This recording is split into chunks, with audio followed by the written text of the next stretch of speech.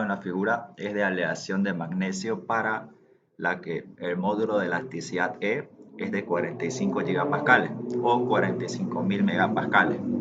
Es decir, 45 gigapascales equivaldría a 45 kilonewton sobre milímetro al cuadrado.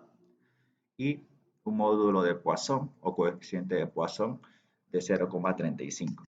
Si se sabe que la tensión eh, la tensión normal con respecto al eje X, como se puede ver en la figura, aplicada en la cara CBEF, es de menos 180 megapascales o menos 180 newton sobre milímetro al cuadrado. Cuando nos muestra el signo negativo, quiere decir que esta tensión normal actúa en compresión a nuestro pequeño elemento, ¿no?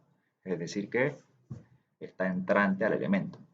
Coma, determine, inciso A, la magnitud de la tensión en Y, o sea, la tensión que está por encima del cubo, para la cual el cambio de la altura del bloque será cero. Es decir, que cuando yo aplique una tensión normal en dirección de X, el bloque va a ganar altura. Y lo que nos está preguntando es el valor de la tensión en Y que debemos aplicar para que ese cambio de altura se contrarreste, se haga nulo. Coma, inciso B, el cambio correspondiente en el área de la cara ABCD. ABCD, es decir que con la tensión en X y la tensión en Y, por eso dice correspondiente, cuando nos dice correspondiente, nos está pidiendo que usemos los datos obtenidos en el inciso anterior, es decir que aquí ya tomamos en cuenta la tensión en Y. Tensión en X y tensión en Y respectivamente van a generar un cambio en la superficie ABCD, lo que nos pregunta cuánto es ese cambio en superficie. Coma, inciso C, el cambio correspondiente en el volumen del bloque. Lo mismo correspondiente, nos dice use los datos de los incisos anteriores. Solución. La magnitud de la tensión en Y para la cual el cambio de la altura del bloque será cero. Es decir, delta LY o la deformación del elemento en dirección del eje Y tiene que ser cero. Vamos a usar la fórmula generalizada de Hooke, que es la que ustedes ven en pantalla, pero específicamente para la deformación unitaria en el eje Y, porque nosotros lo que queremos buscar es el cambio de altura. Entonces nos dirigimos siempre en el eje Y, ¿okay? Para analizar el cambio de altura en ese eje.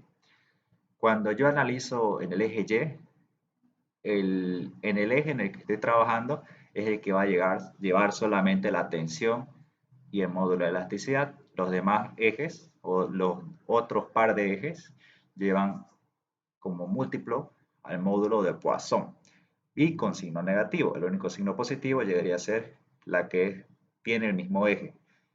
Deformación unitaria en Y, tensión normal en Y, E.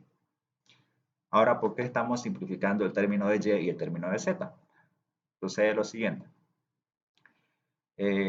Como nos está pidiendo cuánto es la magnitud en Y, obviamente no conocemos cuánto va a ser esa carga, por lo que nosotros, como dice aquí el enunciado, aplicamos al bloque solamente la carga de la tensión en X, o sea, solamente aplicamos esta tensión y vemos cuál va a ser el cambio de altura para solamente la tensión en X.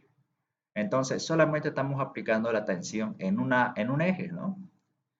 Por lo que, recordando una propiedad, aquí lo pueden ver en pantalla, que cuando yo aplico una carga en solamente un eje, en este caso es el eje X, solamente existirá, o existirá solamente, mejor dicho, tensión normal en el eje coincidente con la carga, donde si yo aplico una carga en el eje X, va a aparecer tensión en el eje X.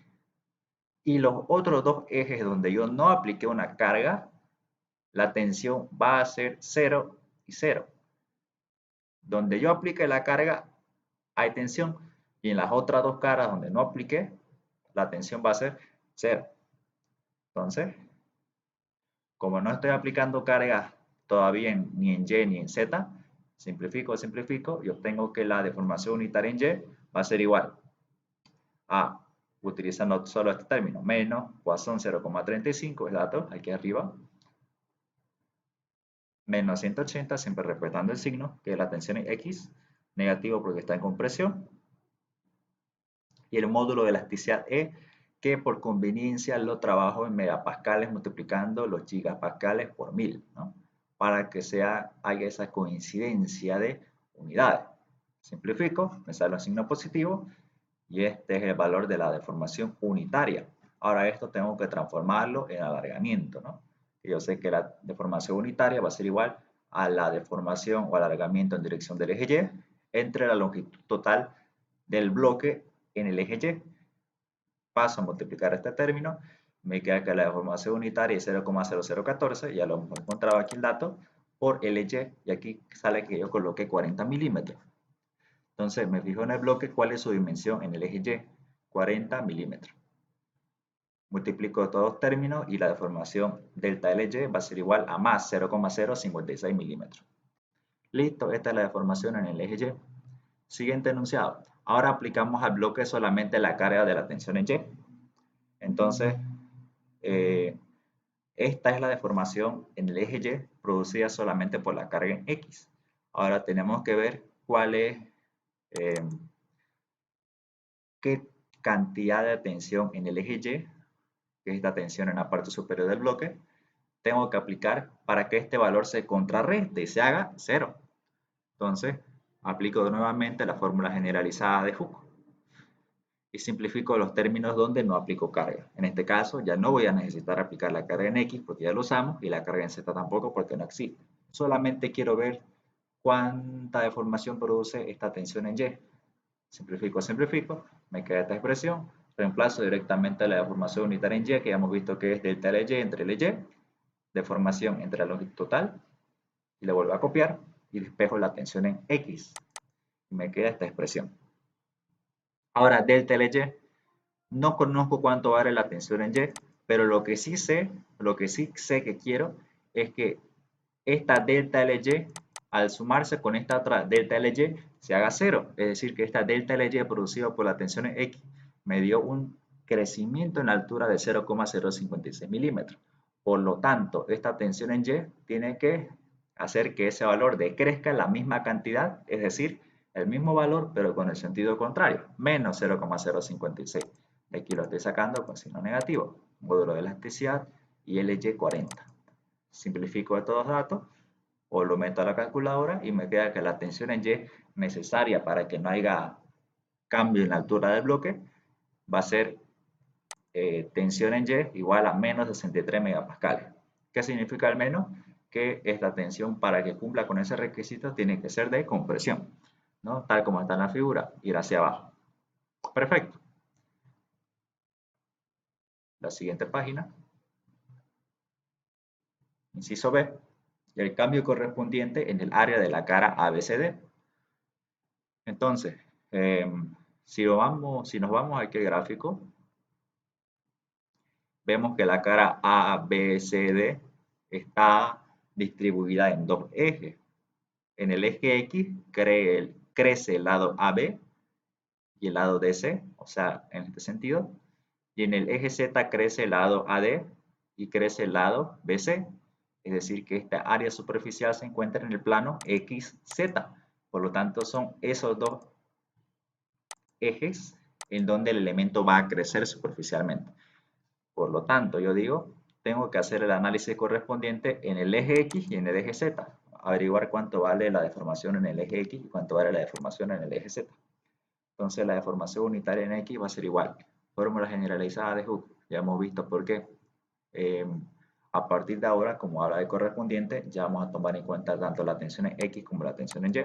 Y la única que simplificamos es la tensión en Z porque no existe carga de tensión en Z. Simplificamos y hacemos los reemplazos correspondientes. Y nos queda que la deformación unitaria en X es menos 0,00351.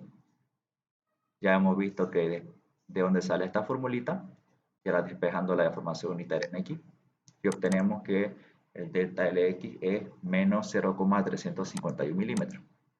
Es decir, que al aplicar estas dos tensiones, el delta LX va a tener un decrecimiento de menos 0,351 milímetros, ¿no? O 351 milímetros. Y hacemos exactamente lo mismo, pero para la dirección del eje Z, ¿no? Ya hemos visto que para X, la fórmula generalizada solamente tiene las tensiones X y AE sin el módulo de Poisson y coseno positivo. Las demás tienen módulo de Poisson y signo negativo. Lo mismo para el eje Z. La única que solamente tiene la tensión y el módulo de elasticidad es coincidente con el eje y coseno positivo. Las demás signo negativo y producto del coeficiente de Poisson. Simplificamos esto y metemos en la calculadora. Y obtenemos así un resultado similar de delta LZ de más 0,04 milímetros. Listo, ya tengo estos dos valores, delta LX y delta LZ. En X decrece y en Z crece. Ahora, restamos el área del sector ABCD deformado, al que llamamos área final, con el sin deformar, al que llamamos área inicial. Entonces el área inicial, como pueden ver, no es más que la multiplicación de los ejes LX y LZ, que están al inicio de la figura, 100 milímetros por 25 milímetros, 2500 milímetros al cuadrado. Y el área final sería aumentar o disminuir esa cantidad de crecimiento o crecimiento de los delta L.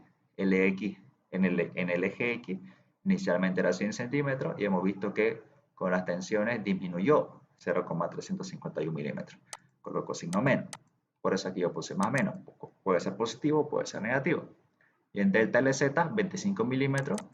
Y este delta LZ más 0,04725 milímetros. Suma. Hacemos producto de estas dos operaciones y me da que el área final es 2495,933 milímetros al cuadrado. Por último, digo la diferencia de área o el cambio de área de ABCD, de la cara ABCD, va a ser igual a AD final menos área inicial, AD final menos área inicial y medio signo negativo, que quiere decir que el área en realidad tuvo un decrecimiento, es decir, que disminuyó en superficie. ¿Y cuánto? Menos 4,67 milímetros al cuadrado. Y esto es el inciso B. Y por último, el inciso C me dice que el cambio correspondiente en el volumen del bloque, el volumen inicial es Lx por Ly por Lz, multiplicando las longitudes iniciales, 100.000 milímetros al cubo, y obtengo este factor de variación de volumen, que no es más que sumar las deformaciones unitarias en cada uno de los ejes. En Z, en X y en Z ya lo hemos visto, en la parte de aquí arriba de X y de Z. Y en Y, como en el inciso A hemos asumido que lo que hemos buscado es que no haya variación en dirección del eje Y, entonces esto es 0. Hacemos la suma y por último, la variación de volumen se caracteriza por el múltiplo de este pequeño coeficiente que acabo de sacar, E minúscula, por el volumen inicial. Reemplazo esos datos, obtengo que la variación del volumen es igual a menos 162 milímetros al cubo. Y con eso tengo el ejercicio terminado.